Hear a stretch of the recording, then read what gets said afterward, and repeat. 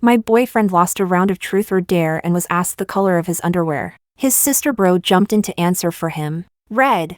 Then she slapped my shoulder boldly and said, "We're like the brothers. He doesn't even see me as a woman. I'm the one who washes all his underwear. Don't take it personally, sis," I replied. "That's disgusting." My boyfriend's expression changed instantly. "Watch your words. We're pure brotherhood."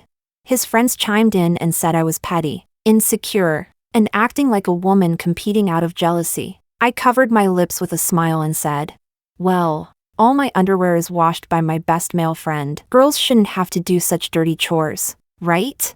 The whole room fell silent. Chapter 1. After I said that, the private room went dead quiet. My boyfriend Ian, who had been lecturing and belittling me just seconds ago, froze. Ian's sister bro Sandra suddenly shrieked, "How could you let a man wash your underwear?" Hearing that, Ian finally snapped back to reality. His brows furrowed tightly as he questioned me. "Flora, do you have no shame? How could you let a man wash your underwear?"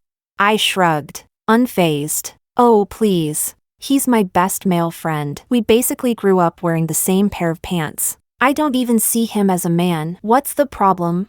Besides, I've known him for 20 years. If anything were going to happen, you think it would be your turn? Don't worry, darling." I ruffled Ian's hair and smiled gently, gracefully. Ian's face went pale with anger. Seeing this, Sandra immediately pressed herself against him, pulling Ian's head into her chest. There, son, don't be mad. Sis Flora is just being a typical petty woman. She must be jealous and said that to annoy you. We're big men. Let's not stoop to her level. If you do, we'll have to cut off our mother-son bond."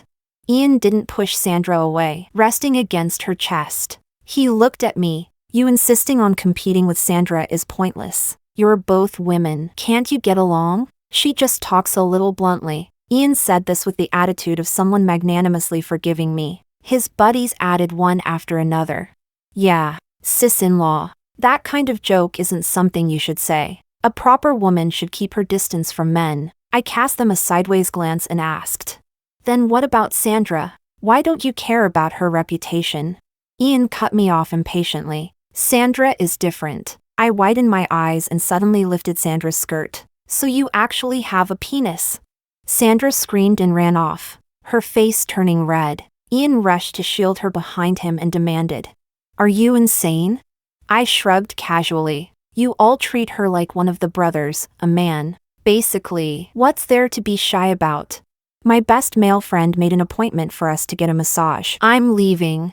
I didn't want to listen to Ian and Sandra's excuses. I waved at them and walked out. "Oh, and by the way, my best male friend has a bigger chest than you. It's really comfortable to rest on. Eat well, Ian." At the door, I pointed at Sandra's flat chest and laughed. Before slamming the door shut, Ian had pursued me for half a year, bringing meals, gifts, everything. The day I agreed to date him, several anonymous messages appeared in my inbox, telling me not to date a man who has his own little clique. It's fine. He has his sister bro, and I have my best male friend. Chapter 2. Ian and I hadn't contacted each other for 3 days, but Sandra suddenly added me on WeChat and invited me to go hiking. Sis-in-law. Ian loves to sulk. I've been coaxing him since we were kids. I'm apologizing to you on his behalf first. Couples should always clear up misunderstandings. How about we go hiking this weekend?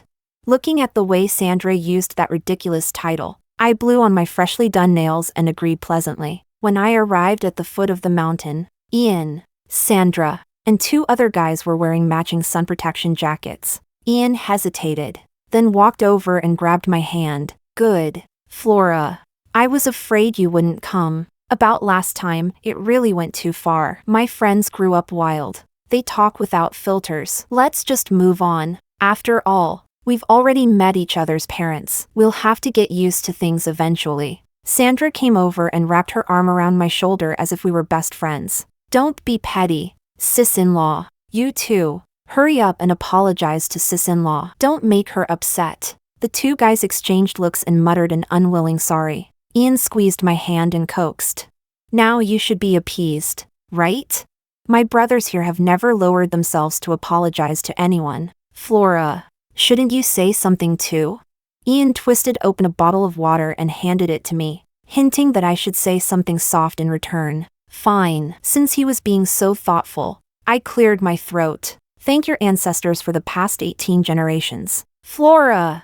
One of the guys jumped up in anger, and I quickly hid behind Ian, wiping my tears. Boo-hoo. Ian GE. Look, they're so mean. They don't like me at all. Maybe I should just leave?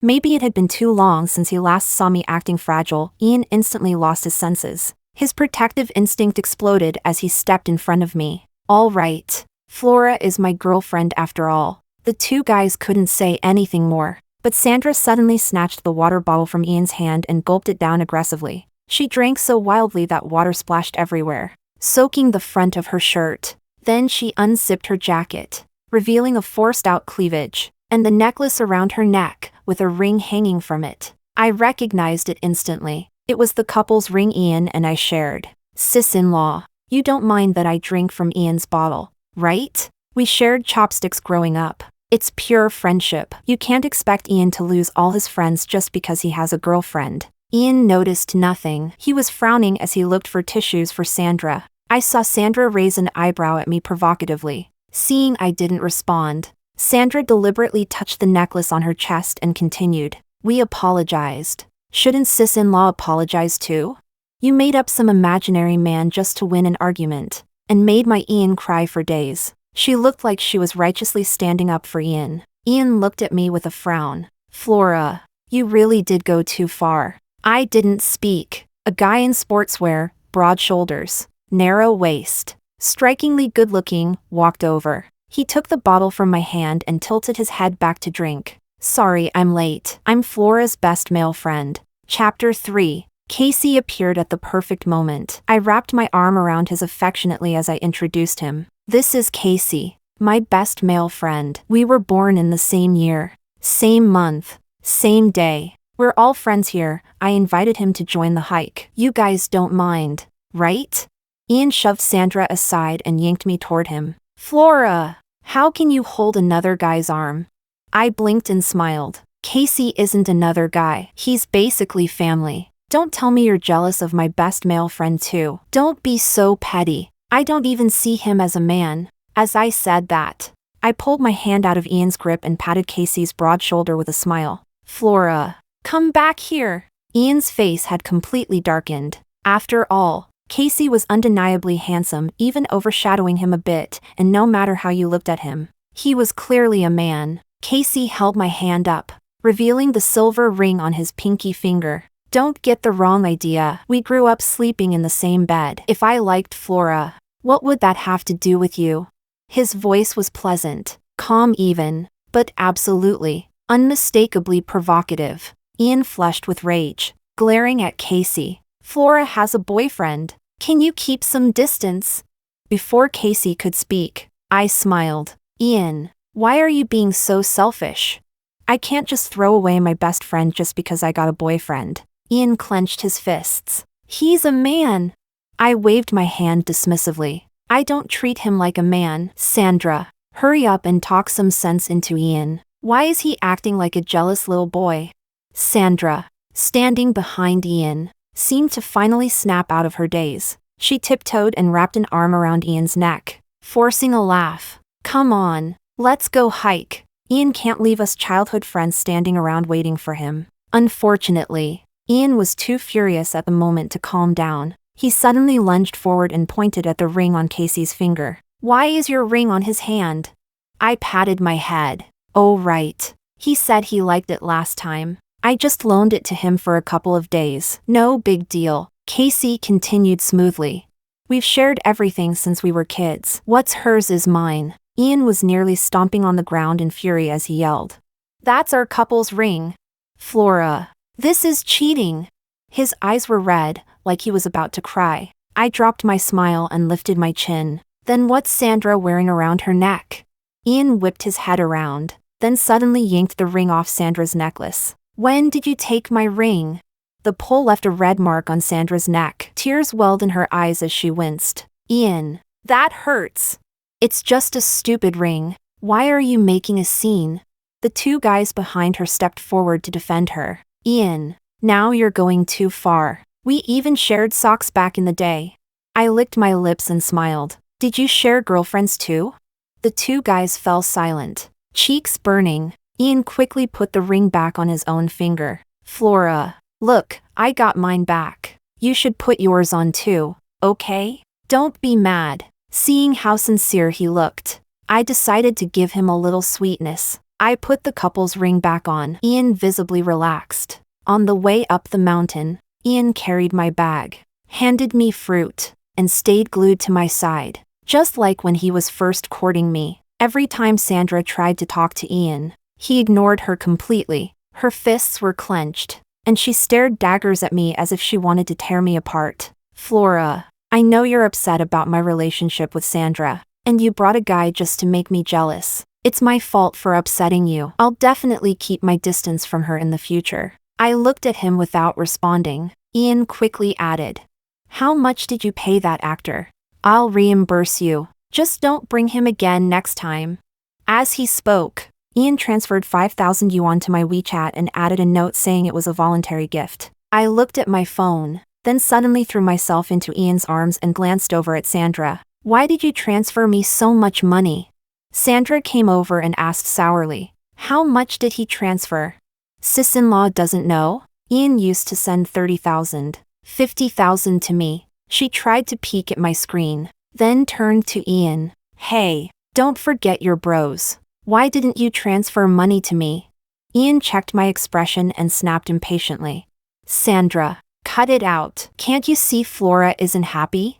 Sandra's face turned pale. She suddenly dropped to the ground, saying she had twisted her ankle. Ian, carry me up the mountain. Her voice trembled with fake tears. It hurts too much. I really can't walk. I looked up and noticed the two guys had already walked far ahead. Sandra shot me a provocative look. Ian, did you forget that when you got lost in the mountains, I was the one who carried you home? We're pure friendship. Sis-in-law wouldn't mind me being injured, right? Ian, who had been firm a moment ago, immediately faltered when he saw her crying. He looked at me. Flora, Sandra is my friend after all. Sandra chimed in. Sis-in-law won't just stand there and ignore someone in need, right?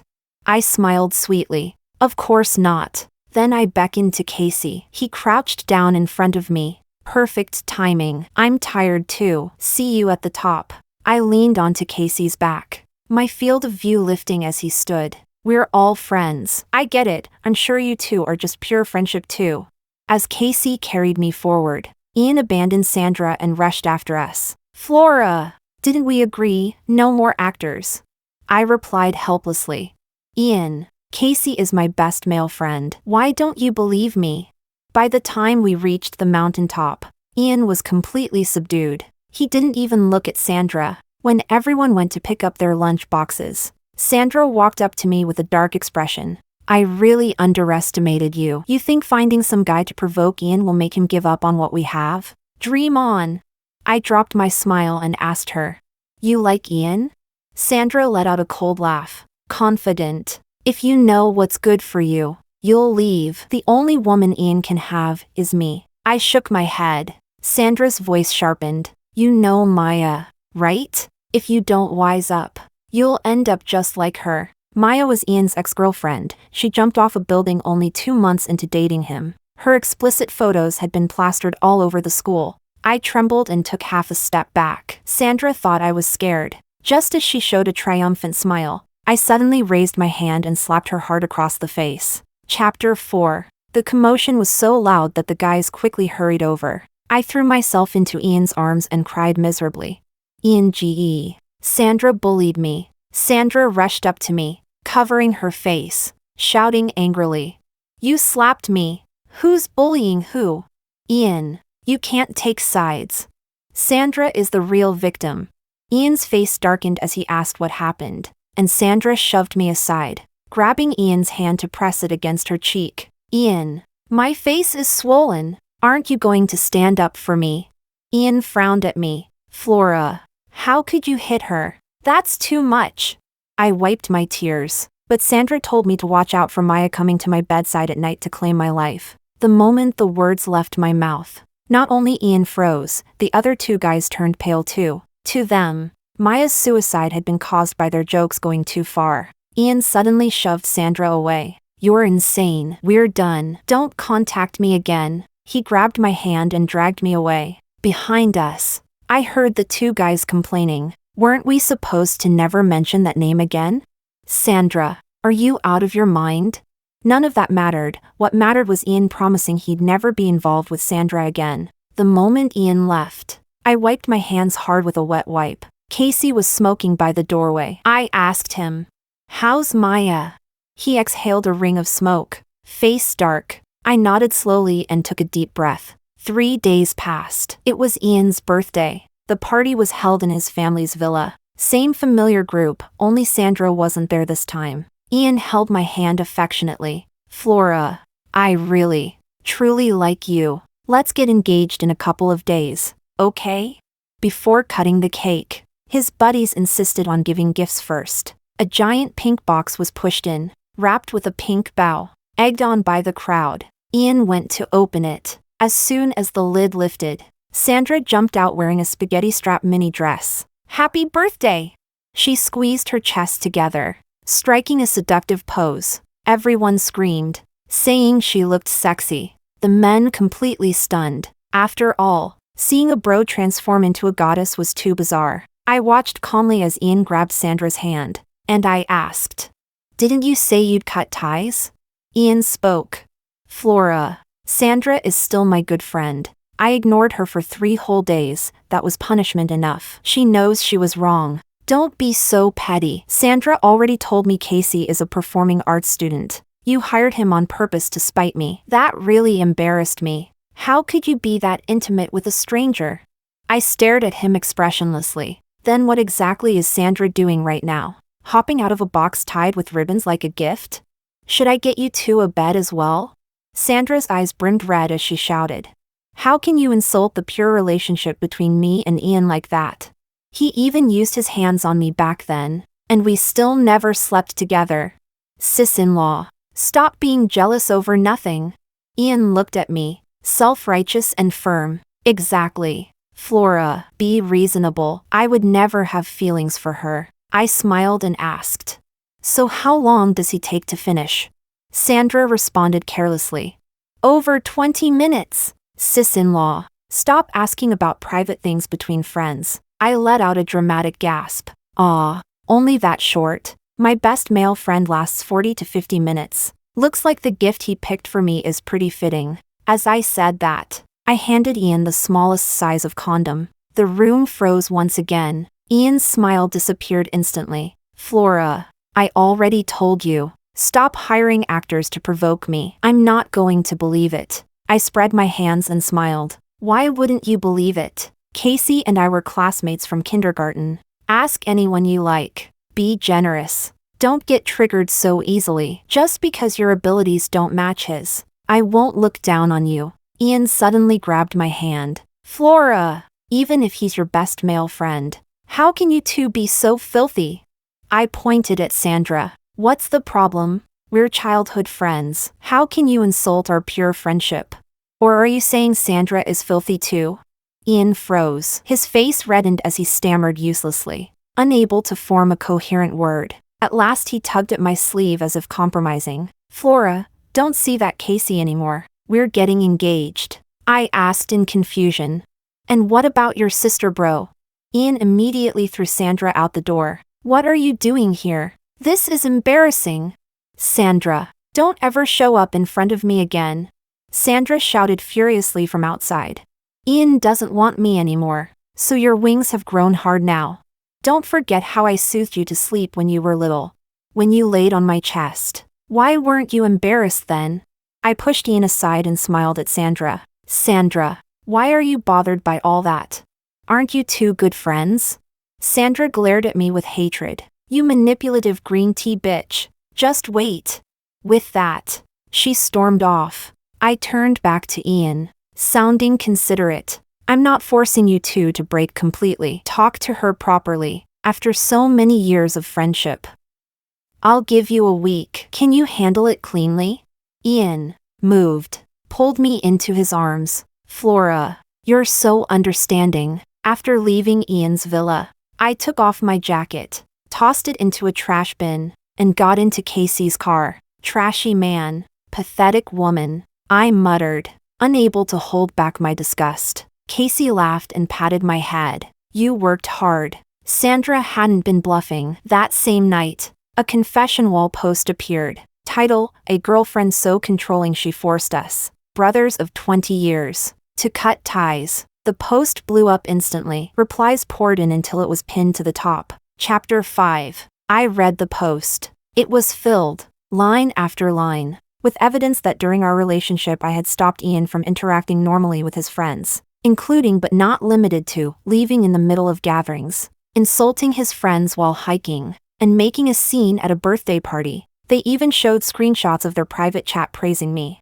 Although they didn't mention my name, the personal details were extremely specific. The physics department's campus beauty. Junior year. They might as well have written down my name and ID number. Very soon, someone posted my photo underneath. Rumors and insults came flooding in. Sometimes even when I walked down the street, people kept staring at me and whispering. In public course group projects, no one even wanted to team up with me. I was isolated, all because of that post. Some people even exaggerated the story and posted it on Instagram. Under the posts where I used to record my daily life, hateful comments kept refreshing nonstop. For 3 days straight, public opinion kept fermenting. But Ian didn't even give me a single call. His last message on WeChat was still from 2 days ago. Baby, I'm dealing with things with Sandra. I forwarded the Instagram post to Ian. But at that moment, Sandra called me. Flora, scared now? There's no good end for anyone who offends me. Break up with Ian as soon as possible, or I'll never let this go. Her voice was vicious and triumphant. I gripped my phone tightly. You're not afraid I'll tell Ian? Sandra burst out laughing, her voice full of mockery. Flora, you don't actually think Ian will choose you and cut ties with me, do you? To tell you the truth, his phone is right here with me. I've already deleted the messages you sent him. As she spoke, she opened the bathroom door. Ian's laughter and conversation with others immediately came through from her side. Sandra sneered. He's just fooling around with you. We've been best friends for over 20 years. Don't even think about stealing Ian from me. Just wait to be dumped. I paused, then asked, is this how you warned Maya back then too? Sandra fell silent for a long moment before replying in a low, irritated voice. None of your damn business. I said coldly. Aren't you afraid she'll come looking for you for payback? Sandra still sounded dismissive. She was just an idiot. Ian only wanted to toy with her, and she actually thought about marriage? Playing her was as easy as playing a dog, even if she turned into a ghost. I wouldn't be scared. Flora, I'm warning you, back off. Or you can go join that idiot Maya. With that, Sandra hung up. I did nothing and simply let the online outrage grow. 4 days later, Ian came back. He happily asked me out for dinner. As soon as we met, he handed me a pile of gifts. Flora, don't worry, I've handled everything. I won't let her appear in front of you again. I opened the post, then tossed my phone in front of him. Let's break up. Chapter 6. Ian wouldn't break up with me. He had chased me for so long, and the novelty of finally being together hadn't worn off. He wasn't willing to let go. So he suddenly stood up and stopped me. Flora, didn't we agree that once things were cut off, we'd be fine? I pointed at the phone on the table. Look for yourself. Ian picked up the phone and skimmed through everything at lightning speed. 2 minutes later, he handed it back to me with fear and trembling. Flora, I didn't know about any of this. I'll clarify it right now, say that cutting ties with her was my own decision and that you never forced me. He reached out to take my hand, but I shook him off. They all say you shouldn't date someone who has their own tight little clique. Now I understand. You don't have to struggle with this. Let's just break up. After saying that, I took my bag and walked out of the restaurant. When I got out of bed that afternoon, I saw that Ian had already posted on the confession page, the forum, and Instagram. The attention shifted instantly. Public opinion didn't calm down at all. Instead, It turned around and started attacking Ian. Comments about him abandoning his friends for a girl were practically everywhere. Photos of Ian, red-eyed and begging me for forgiveness, spread widely across the internet. That same night, Sandra blocked me at the entrance of the girls' dorm. Her face was livid with rage. "Flora, you jinx! Do you have any idea how much trouble you're causing Ian? He's being cursed at online like crazy. Are you happy now? How can you be so vicious?" I remained unmoved. "My boyfriend is the one being cursed at. What does that have to do with you?" Sandra's eyes were bloodshot, as if she wanted to tear me apart. "You want to be the side chick, is that it?" I asked. Sandra finally snapped. She raised her hand, ready to slap me across the face. "What are you two doing?" Ian rushed over from a distance, pulled me behind him, and shoved Sandra away with a single blow. Caught off guard, Sandra stumbled and fell to the ground, shouting, "Ian, are you insane?" Ian clutched my hand tightly. "Didn't I tell you not to show up in front of Flora again? And you actually tried to hit her. I still considered you a good friend. Flora is my girlfriend. I never thought you'd treat her like this behind the scenes." Sandra got up, trying to explain something, but I shot her a provoking smile. As expected, she completely lost it and lunged at me. "You bitch! It must be you. You set me up on purpose." Ian shoved her away mercilessly, then grabbed my hand and strode off. "That lunatic!"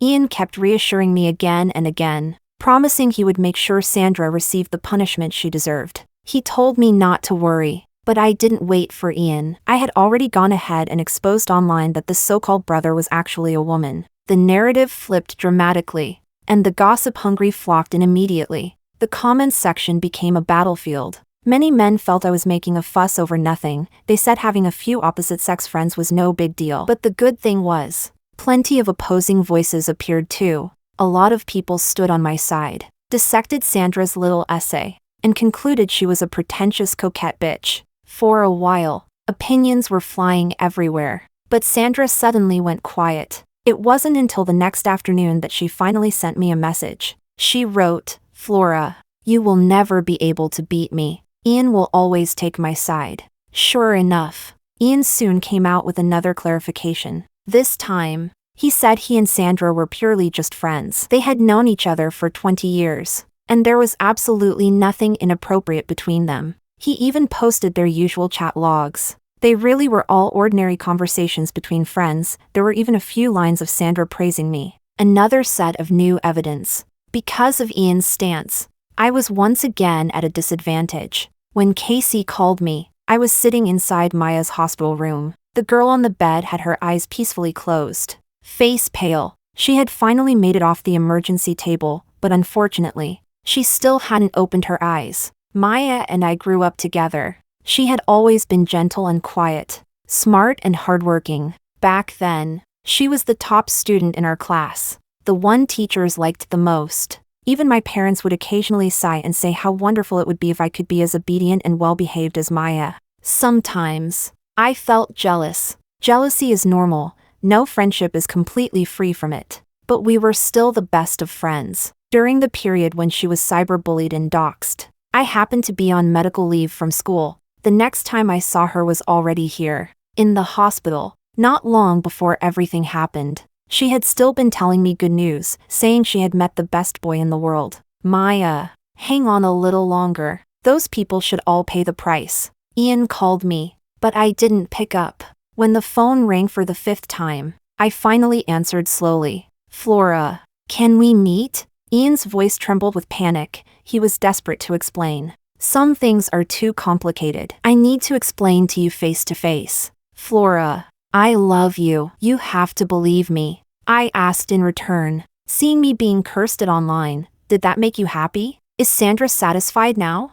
"Ian, I'm not some part of the play between you and her," Ian said. "Flora, no, I didn't. Please believe me one last time. Let's meet. I'll explain everything clearly." I agreed to meet him tomorrow at 3 in the afternoon. Because of the school anniversary rehearsals, I waited for him backstage in the auditorium. During that time, the people rehearsing would usually rest in the seats behind the dark curtain. Since Ian wanted to explain, He might as well explain clearly in front of students from all the different departments. Chapter 7. I had informed the rehearsal students ahead of time, so when Ian arrived, I was the only one standing backstage. Flora!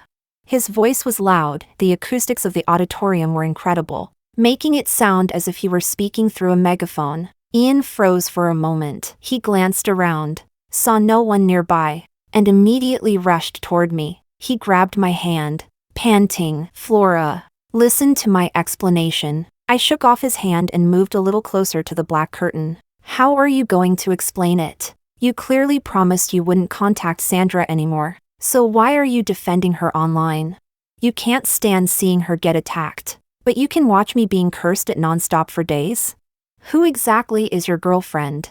Hearing my question, Ian answered immediately. Of course you're my girlfriend. Sandra and I really are just friends. She's in a special situation. She can't be attacked. Ian stumbled over his words, unable to articulate anything clearly, so I raised my voice and asked, what special situation? She has depression?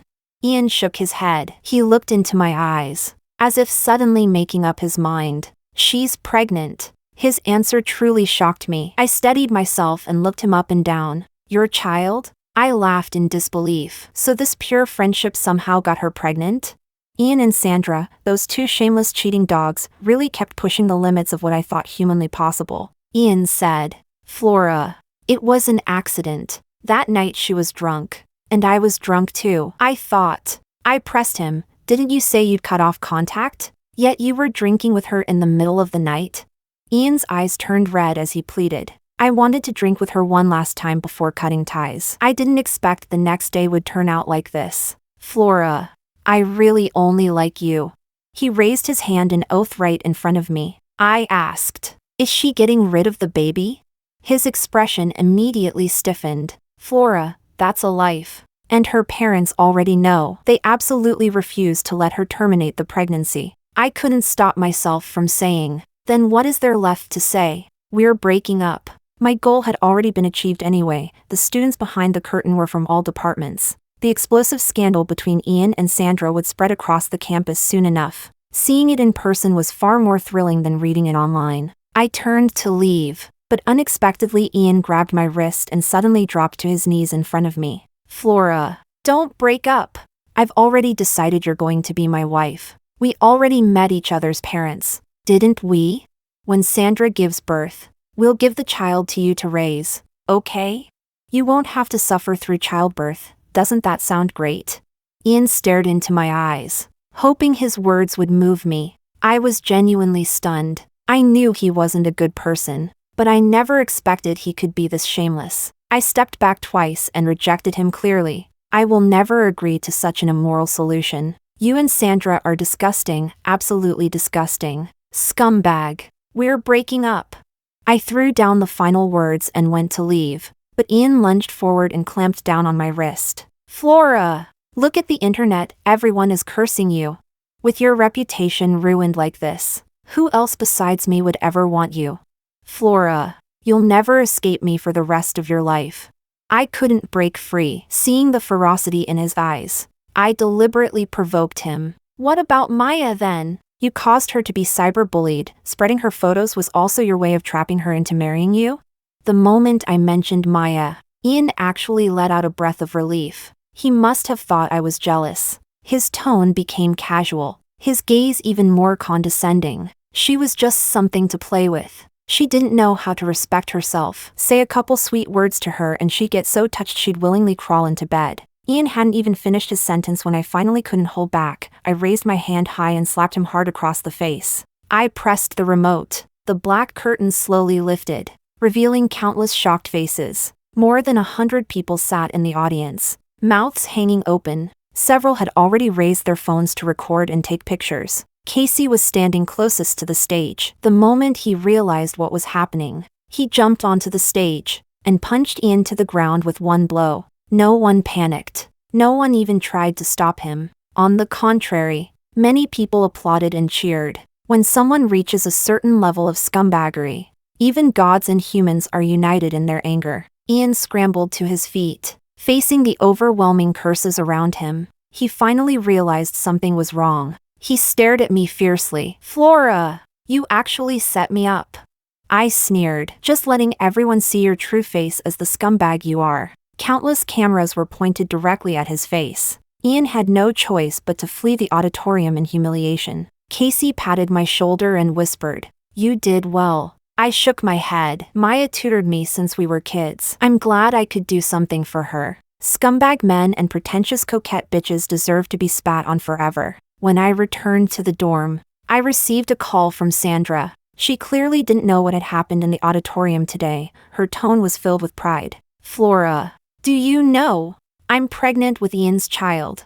He has feelings for me. Ian is only blinded by you right now. It won't take long before he comes to his senses and realizes who the most important person to him is. Flora, you will never be able to compete with me."